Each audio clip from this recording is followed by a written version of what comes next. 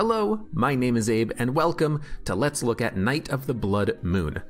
I was given a code for this game by the developer, so I decided to take a look at it, and it is a top-down twin-stick shooter in the same vein as Enter the Gungeon, Nuclear Throne, Skelly Celeste, Monolith. Shares basically the same design philosophies and controls with those games. I'm just going to jump into it so you can see what this game is and how it plays, and we're going to talk about it as we play through it. There are multiple different weapons that you can start with, 5 I think. The boomerang though is the basic one that you start with, so that's what I'm going to be using. So we start as this Birdman over here. Let me just kill this guy.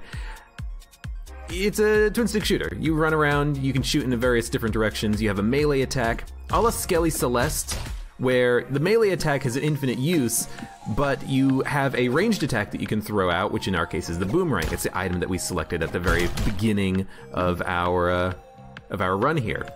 You have limited charges with your ranged weapon, except for the boomerang, which is the only ranged weapon with an infinite number of charges, so we're not going to be able to see that mechanic. But the feathers underneath your HP, that's your ammo. So in a game like, again, I'm going to do a lot of comparisons to Skelly Celeste, because that game is very similar to this one, I think. If this was Skelly Celeste, every time we would use our ranged weapon, the feather would deplete by 1, and every time we got a kill with an enemy, it would regain by 1. So we could have an infinite use ranged weapon if we were doing enough range damage, or we had extra items that gave us ammo back, or dealt more damage, or something like that. But right now we just have this boomerang that we can just toss out at limited range and it comes back to us. And as you're noticing, as I'm slowly killing these enemies, they're kind of dropping rads on the ground. It's not really rads, but you can think of it like rads. That's the experience that you get. You know, same thing like Nuclear Throne, except instead of green, it's purple. And there's a white HP bar underneath the feathers, and currently we are at level 1, so we have 1 upgrade point that we could spend in the next zone. Some of the HP bars, or sorry, some of the XP bars are actually HP bars. They're the brightly colored ones. So theoretically, you know, we could kill an enemy, and you kind of saw it for a split second there. There's a brightly colored bar, and that one actually gives you a little bit of HP back if you take damage. So we can get one out of this guy. Nope. Nice job. First try. There are these weird drops, these orbs. These orbs appear in the bottom right corner when you pick them up. When you melee into them, what do? Well, I can't actually show you, but I'm just going to collect this one really quickly. You can only pick up orbs of one type, and there's 3 different types. Currently, this one gives us more damage, and the more orbs we get, the bigger the damage bonus is. There's a pink orb that gives you more drops and more HP, and then there's a yellowish-orange orb that gives you faster movement speed, I think, and experience or something like that. So we're this character, we run around, we smack things, we throw out a boomerang, and if we had a bow instead of a boomerang, we would have a limited number of uses for it. We have a dash. Oh, right. When you press the dash button, which is spacebar by default, you end the level. By the way, left click is attack, right click is ranged weapon. We have 1 BP point. We have a tech tree of 6 regular skills and 1 super skill in the middle. I'm not going to really spend money on anything right now just because all damage -2 max HP. Actually, you know, I'm going to take that. That's actually pretty nice. The max HP, I think, is not the most valuable thing in the world. And yeah, now we're doing 4 damage with our regular old-fashioned swipe, which is pretty good. But if we escape and we mouse over these orbs, we can see what we're getting. +1 melee damage, +1 weapon damage. If we pick up any other type of orb, any other color orb, we will lose these orbs, but we'll get the benefit of whatever the orb is that we picked up. So right now I want to stick with the plus damage up because we actually do a lot of damage with our weapons now. We're just gonna keep moving on. Right, space is dash. Didn't talk about this, I tried to. The dash gives you invulnerability, just like something like Enter the Gungeon, or Monolith, I guess, when you get the teleport upgrade to it. And there's another orb. This was a yellow orb. So if I punch this orb with the left click, we would remove our current 2 blue orbs and pick up this one, but I like the damage upgrade, so this is the one I want to stick with. And there's our HP drops on the ground, which you probably saw. Hope you saw it. I'm just going to take +1 weapon damage. It's only range damage, but it's still pretty good. There's a couple of different levels in this game. I think there's like 4 or 5. Many different enemies and enemy types, but a lot of enemies are kind of reskins of each other. So, you know, these flying bats, they'll become books eventually, but they have the same kind of principle. Oh! That guy's annoying. He's kind of like a weird charger.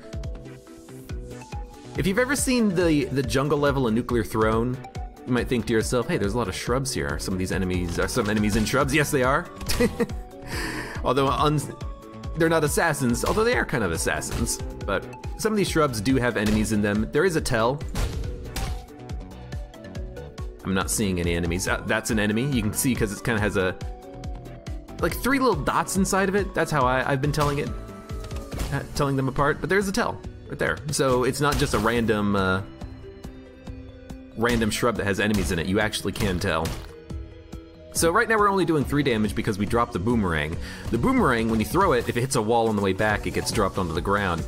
And while the boomerang's out, we actually do less damage with our melee attack. So we don't have to decide whether we're doing ranged or melee. We can actually attack with both attacks, but the melee attack is slightly worse when the boomerang's out. So usually you just want to do one or the other. And there's this level complete. We'll move on. We have 1 buy point.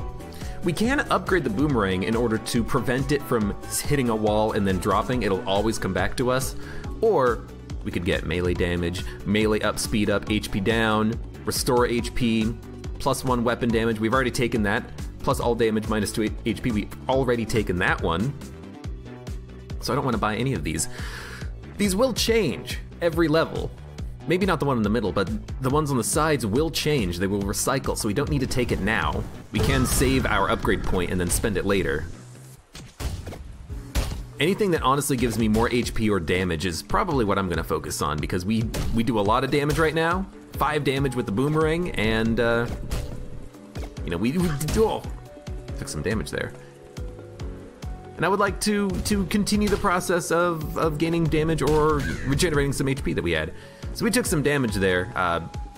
Actually, not exactly sure what it was. Oh, it's probably one of these. There are traps on the ground. These things that look like hearts with circles in them, they are kind of annoying. And they do regenerate, which is especially annoying. I was looking for bushes. I'm gonna go for the bushes first. Because those enemies in the bushes will shoot at you. There are bullets in this game, you know, don't think it's just a melee only game. We're gonna hit a level pretty shortly, at which point we will be having enemies try to rush us down and such. I'm gonna take the movement upgrade on this one. Specifically on this level, and this is a weird music theme level. So we had a bedroom, we had a jungle, now we're in an orchestra or something. Like, I don't know why we're having, you know, tubas shoot at us, but they will. And there's a drum. This is basically a sniper, professional, aka from Enter the Gungeon. He's just gonna shoot at us. I don't know why a tuba is a sniper. I would picture more.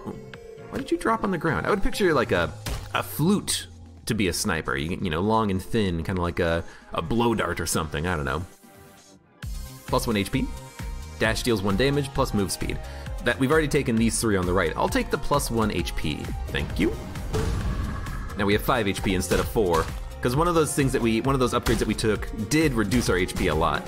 So these books, I mean, they're basically the exact same as the flying bats were, or the imps from the first level. There are a few enemies that are kind of reskins of each other, but these enemies are, you know, starting to give us some new problems, you know, shooting bullets at us. Frickin' sniper tuba over here. Hey! Finally got our 3rd orb, which gives us +1 ammo as well. The ammo doesn't matter because our weapon has infinite ammo, but at least now we have 3 of the same orb, which is the maximum you can get, by the way. Can't get any more than this. And I'm back up to full health because not only do enemies drop hearts, they also drop those thick, outlined, brightly colored purple bars, and those purple bars... Okay. Those purple bars give you HP when you pick them up. So this is a boss, actually. I don't know why we didn't get like fanfare. Usually you get like a fanfare introductory screen for him. But this is the conductor, I think? And while he's out, the enemies that are instruments are tougher. They shoot more bullets at you, basically. So now that we've destroyed all of the instruments, this guy just literally doesn't do anything. A show-stopping performance. And he dropped an egg, which is actually familiar, which is actually basically a... Well, in this case, it's a familiar that will prevent 1 damage every room, basically, every floor, whatever you want to call it. We could get a new pet, but you can only get one pet anyway, so taking that option right now would probably not be very wise. So now we're underwater, and we have to deal with more enemies that shoot bullets at us. Although these guys, they kind of shoot bullets in more unusual patterns than we've seen previously. Like these bullets kind of move on their own sometimes. These guys spit them out in kind of random directions. Ah, and I'm caught in a rock too. I didn't even see the rock, but there I am. Oh my god. All right, let's actually try not to die this time. Oh, I gotta pick up my boomerang. When we're not holding the boomerang, our melee attacks do less damage, so you know, you gotta go pick that up if you're even thinking about hitting enemies in short-range combat. The dash will allow us to go through the enemy bullets, but a lot of times I don't worry about that because I would just prefer to just move out of the way, you know? These crabs are very, oh my god. These crabs are very annoying, by the way, because they actually, you have to kill them by baiting them out. You have to bait them into an attack and then they'll hit you. Oh, it recharges in the room that you're in. I didn't know that. It's familiar that protects us from one hit or something like that. So these crabs, you gotta bait them into an attack, and then while they're crimping their claws at you, you gotta shoot them. Kind of reminds me of the enemies in The Binding of Isaac, those hosts. They go into the ground underneath their shells, and if you're shooting at them, they won't come up at you. You have to wait for them to come up on their own by not shooting them, and then they're vulnerable, and then you can hit them. So we have 1 BP. Plus 1 weapon damage, increased safety bubble length. That's the bubble that is protecting you when you first enter a room of combat. I'm gonna take weapon damage though, because, I mean, at this point, we're just stacking up damage on the ranged weapon, which I think can't really go wrong. We're doing 6 damage, which is like 3 times our starting damage. It's pretty good, actually. You might notice I'm not really dodging all that often, and there's a reason for that. The reason for that is that I'm actually not a big fan of the dodging mechanic in this game. Not like from a mechanical standpoint, just from like a implementation standpoint. If you've ever watched me play Monolith, oh my god, get out of here. You may know that in that game I had a problem with the dodging in that game because there was a bug in it when I first played Monolith. There's a bug where if you were pressing a direction and the dodge button like on the same frame, it would dodge you in the wrong direction. And there's kind of something similar to that going on here. Your character actually has a little bit of momentum, so you'll slide around a little bit, and if you try to dodge in a particular direction while you press a different direction key than the one you're going in, sometimes you'll still dodge in the wrong direction. So like if I'm trying to move left and right and I'm trying to dodge quickly in a backwards direction, sometimes I'll dodge forwards because my guy hasn't stopped moving and then turned around yet. There's a slight delay in your movements. I think that it's easier when you have a movement speed upgrade, and we do have some movement speed upgrades already that we've taken, so it's slightly less... Friend? My pet is stuck on the wall. So it's slightly less noticeable for us, but if we didn't have this movement speed upgrade, it would actually be even more noticeable. It makes it difficult to quickly change the direction of your dodge, because your dodging is whatever direction your character is currently traveling in, not what direction is currently pressed on the keyboard. So that's something that is a little bit unfortunate and kind of makes it a little bit difficult to use. So I've just been learning, hey, don't actually use your dodge at all, you know? It's probably a bad skill to be learning, but it's been working well for me. These enemies, they're weird. They actually... Oh, we had a new familiar. This one poops out bombs, and I think also gives us a speed upgrade. We can check. Increased speed drops egg bombs. Yeah, okay. This enemy here, he's actually immune to ranged weapons. We have to walk up to him and smack him. I suppose it's good because that means that you can't just, you know, up only your ranged weapon and then have a super weapon and then, you know, not use any of your other ways of attacking enemies, but makes them annoying if you have to try to kill them at range.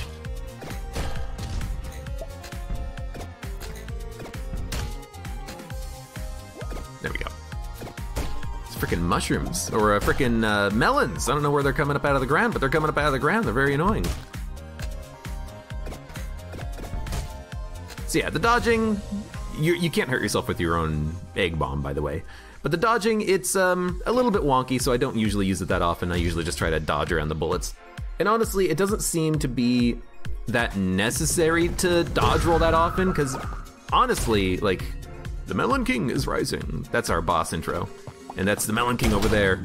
He's a melon man. And he's dead. Yo, we're doing a lot of damage on this run. Melon King is really annoying because he spits out like infinite these melon enemies, these ones that roll around shooting bullets at you. So they're really, it's really awkward to deal with that Melon King for very long. Yeah, bombs won't, the egg bomb from our pet won't hurt us anyways. And I don't know why our thing keeps hitting the wall. Like, if it touches the wall on the way back, you will lose your boomerang. You gotta go pick it up again. You can upgrade, again, you can upgrade your boomerang to stop that from happening, but I've been focusing on stat upgrades for me, and I think that's been working out pretty well for us, you know? I will say, the animations in the game are kind of lovely. Like, the teapot enemy that's jumping around, he looks so lively and friendly. You wouldn't think that he would want to murder me, but he totally wants to murder me.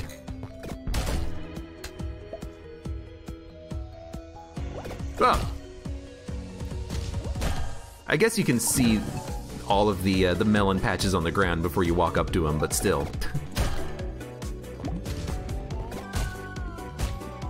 Come on. There we go. Who's left? Just another, it's another teapot. Like, the animation is just so lovely on that. I want to see that enemy in, like, Enter the Gungeon. And I bring that up because I played like 1,000 hours of that game. We have 1 BP. Anything we want to spend it on, plus 1 melee damage. We're kind of a ranged build right now. I think we should just go. And now we're in kind of a snowy iceland with enemies that kind of dig under the ground. Lovely. But yeah, the game's pretty fun. It's just another, you know, top-down twin-stick shooter a la those games that I've been already mentioning. Enter the Gungeon, Nuclear Throne. Minus the whole dodge roll thing. And also kind of minus the camera. I have been having a little bit of dislike for the camera. It's because the camera kind of has a little bit of a delay on it when it tracks your mouse position. And you can kind of notice that, like, once I clear out some of these enemies and get into the middle of the frickin' area. Some of these enemies are really annoying to deal with. Once I kind of clear out some enemies and can get into the middle of the area, I'll show you. But like, if I change my aiming from up to down, the camera kind of lags a little bit. And I really kind of dislike that, because it means that if you're trying to hit an enemy with, you know, a ranged weapon, and if you're trying to hit him with a bow, like a long-range bow or something, it's kind of hard to track because you kind of have to adjust your aiming depending on how far the camera is transitioning. Kind of makes it a little bit awkward. And it kind of feels like similarly to my dislike of the dodging, where it's kind of like lagging a little bit because your dodge has momentum. Except in this case, it's lagging a little bit because the camera has inertia on it, you know?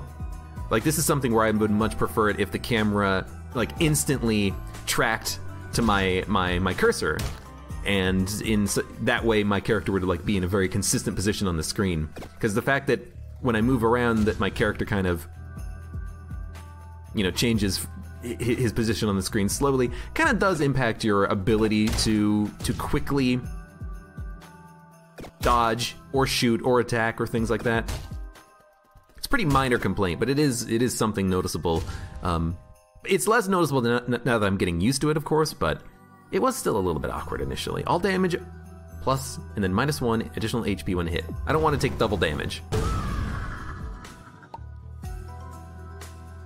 Just gonna wait for that guy to pop up out of the ground. Kind of looks like a gremlin. It does suck a little bit to have a boomerang that has a limited range on it, but it's also really nice because the boomerang, even though it has a limited range, is infinitely reusable. There's not a lot of enemies in the game that shoot bullets, but all of the bullets at least have lights on them so you know that it's a bullet. The lasers don't, so if you have a dark room and you're fighting the instrument enemies and those tubas are shooting lasers at you, it's sometimes very difficult to see because they kind of blend into the ground sometimes. But for the most part, you know, the attacks that the enemies are doing are pretty clear. As long as you don't play too aggressively, it's not super tough to dodge. It's not super tough to dodge them. But let's upgrade the boomerang finally. Now if it hits a wall, it won't actually break. So we can keep using it. Like on this level, like the tubas are a little difficult to see where they're aiming. There's also a wizard. I don't know exactly what that wizard does when he attacks, but it does. He disappears for a second. He comes back, it seems like. Yeah, now that we have the upgrade to the boomerang, you know, I can toss it and then get behind a wall, and then my boomerang will still come back, which is very nice. It's nice because, you know, while the boomerang's not in your inventory, you take a little bit of extra damage. You know, I think we're killing the mages in one hit, too. Maybe that's why he's not teleporting around. We're just doing that much damage. Nice job. No response. Restore HP, Death Bomb, Kill to Revive, 1 use. I don't want any of those, and we don't have the BP for them anyways, so we're just gonna keep going. Ah! I see. So we just got hit twice, but the enemies do so much damage that it doesn't matter. So the wizard guy, he teleported, and then he sort of Damocles'd us. There was a sword above our heads that fell down, but because it was a dark level and there was no lighting effect around it, it was kind of hard to see. But anyways, hey, that's Night of the Blood Moon. It's, by the way, we were almost at the end of the game. There was literally one more level, and it was a boss fight after that. And then that was it. But, yeah, that was Night of the Blood Moon. It's a relatively short game, but it's fun. It's a nice little distraction. I wouldn't say that this game has a ton of replayability and hours into it. It does have a secondary game mode, Eclipse mode, which I will show this off really quickly. It's basically a permanent unlocking, game-breaking version of the main game. You start with only 1 health and then nothing else. You have to buy everything else that you get there, but it's permanent upgrades. So I have 1 health, I have 1 ammo, I have the bow, I have the boomerang, and then I have the gun, which you start with. So we only have 1 health, but we have all of the other weapons, and you shoot them all at the same time when you use them. And we could always, you know, spend our tokens, our points, in order to unlock more HP, more ammo, the other ranged weapons if we so desired. And Eclipse mode is just kind of, hey, the more you play the game, the more you can unlock starting equipment and starting stats. And the stronger you can get, and the more you can just completely and utterly break the game. So it's interesting. It's a fun concept, but the thing is that you know, you get a 1-hit KO, but also, you know, you have to play the main game to unlock a lot of the stuff. You know, you got to unlock the ability to have more than 1 HP. You know, I guess you don't have to do that. You could just never buy any of the unlocks. As long as we kill something with every shot, we can just keep using our ranged bow weapons. We can't use the boomerang, though, even if we have no ammo, even though it is an infinite ammo weapon, but that's okay. But yeah, that's the game. It doesn't seem to have a lot of replayability. There are no other meta unlocks besides what we have right now. By the way, we have 2 HP because this is giving us 1 health because we have 2 of the same pink orbs. And again, like, we were oh, you freaking candle, man. We were basically at the end of the game when we died to that wizard dude. Again, there was only 1 other enemy, I think, at that point. Didn't even see him. And that's it, you know. There's only the 5 weapons. If you go through the game once, you can probably get enough points to unlock every starting weapon for the main game mode. There's a bow, there's a bomb. The bomb does a lot of damage, but it also does damage to you. Might as well just, like, really quickly actually turn it on so we can see. It uses 2 ammo and it bounces around, but it does a lot of base damage. But it also hurts you until you upgrade it, and then if you upgrade it, you can get the benefit of it not hurting you anymore. Apparently there is a secret level on the first floor, but I don't know what it is or where to get it. I don't know. We bounce a bomb and blow up the bed? No. But yeah, I wish that this game had better controls with the camera. I wish that the dodging was a little bit easier to use. I don't like it when a game that has dodging makes it so that it doesn't dodge in the direction that you're pressing. You can change the dodging so that it dodges in the direction of the mouse, but then you have the same problem of, you know, beta version of Nuclear Throne Crystal Teleport, which is if you're looking in the direction of an enemy and you dodge into the enemy because that's where your cursor is, you have the problem of you're just going to dodge into the enemy or into bullets or something like that. So, you know, without having to do like boom, boom, boom, you know, I'm shooting the enemy with my bow, and then all of a sudden I got to press over here and then try to dodge to the right, or move the mouse over here and really quickly and try to dodge. I much prefer having the keyboard set to your dodging keys, but again, there's that small little delay in your movement, which is slightly more noticeable here. So you're not always going to dodge in the correct direction, which makes me think that the dodging is a little bit unreliable, maybe is like a good way of phrasing it. I'm just gonna continue on, like, what it doesn't matter.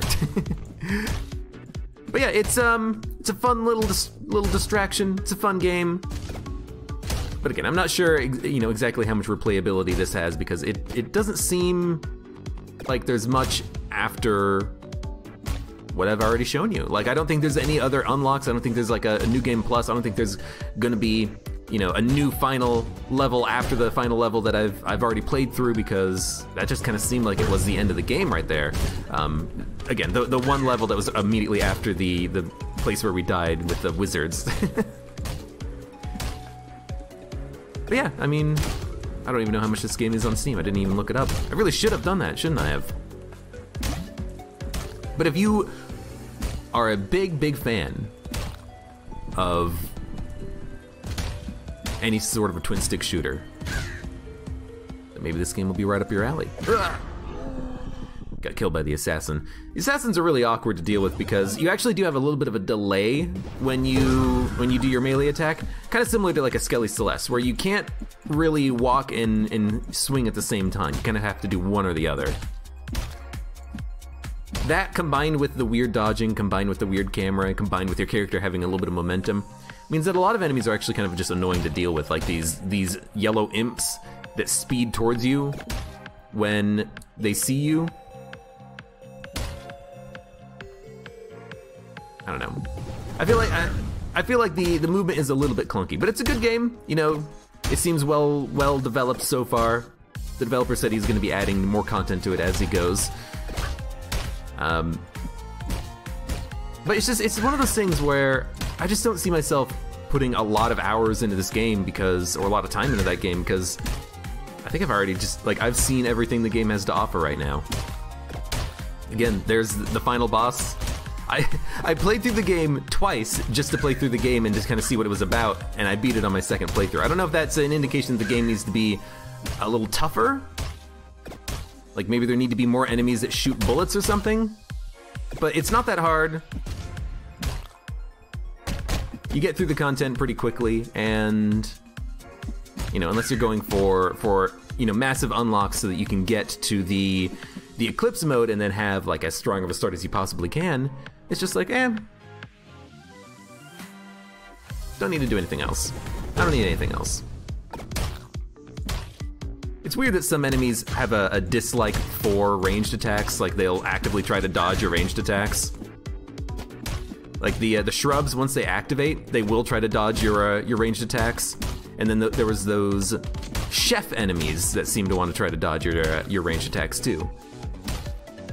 They would dodge them because they would just like put their arms in front of their face and then you couldn't hit them. I don't know what that guy dropped, because as soon as the drop sound effect was played, like nothing happened. I'll take plus 1 damage to everything. This seems like a fantastic upgrade, honestly. Ow! You do have a little bit of iframes when you take damage, but it seems like the best upgrades are just going to be anything that improves your damage. Ow! Say the game needs to be easier as I'm getting destroyed, but it's the frickin'... It's just the freaking, like, assassins. It's the assassins that have an attack that shoot out bullets. but there's not really any tell on enemy attacks. You know, in a game like Gungeon, you can kind of tell when an attack is coming because the enemies have attacks. You know, I could just come up with an example off the top of my head, like the standard bulletkins. Their gun will kind of grow bulbous when it's about to shoot. Gun nuts, they'll raise their sword arm up into the air and then smack it into the ground. There are no tells for enemies in this game except for one enemy, and that is the Tuba Man. Tuba Man has that laser beam. Everything else just either immediately changes its direction to try to hit you, or it just shoots out bullets. Which makes it kind of awkward if in a game where you do need to kind of get up close to enemies in order to kill them. Like those harps, they'll just shoot out bullets immediately. There is no delay, they'll just do it without any sort of a tell. But if you don't have a infinite... Stop it. If you don't have an infinite use boomerang, it might be a little bit tough to actually kill them in melee because they might just shoot you when you walk up to them or something. You know? I've seen worse. I've seen other things. I've seen stranger things. Ow, I got shot by the tuba again. That's the second time I got shot by a tuba because I can't see the frickin' red line because there's no lighting effect near it. I keep thinking that there's gonna be a light near it because all the other projectiles in the game have lights, but except for that one. I hate it. Yeah, there you go. That is... What is this? Night of the Blood Moon. Great sprite animations. I love it. Good music. Pretty good. Eclipse mode where you basically have 1 HP. Kind of annoying, but I understand that it's about, oh, you could actually have 100,000 HP if you dumped 1,000,000 hours into the game. Or anything else that you want. But yeah, check it out if you like the game. But again, just be kind of a little warned that there might not be a ton of content. The developer said he was going to add in some more stuff. It's also just a little weird that, well, not weird, but I guess, but it does seem simple, which is fine. But every level seems the same. You know, they all have a color scheme. Like, this is a bedroom. You've got beds. You've got wooden walls. You have, you know, kind of like a child's cloud wallpaper on the walls. And we are technically a nightmare. Like, I think the plot or whatever it is that we are a nightmare trying to release other nightmares, or to release the nightmare, and we're trying to get our way to the heart of the dream or something like that. So it makes sense that there is a bedroom motif on the first level. It makes sense that maybe someone would dream about an orchestra or food, or... I don't know why they would dream about a jungle. Maybe they're in Vietnam. But either way, you know, it's a game that looks good, but I think it just needs more content, and I don't really know what that would entail. I don't know if I'm talking about more weapons, different characters, more enemies, more variety. Because some of the enemies are just reskins of other enemies, and you know, there's only like, I mean, there's like 10, 12 levels, I think, before you reach the final boss. I don't know. Anyways, hey, there's Night of the Blood Moon.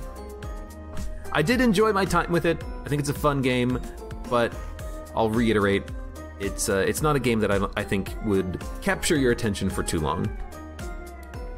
But anyways, there it is. So I just noticed that it actually does have a little button here, 2019 Q1 goals.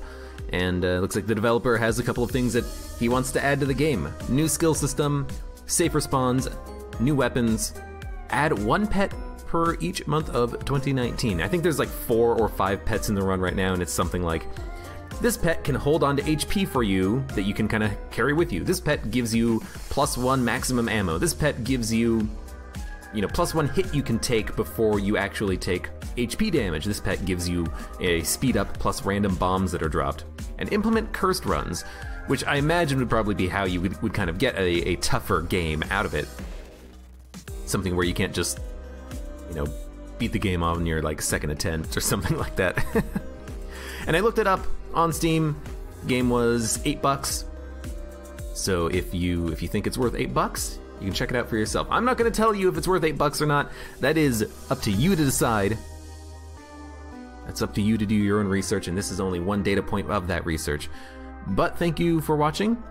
Check it out on Steam if you like it, and that's it.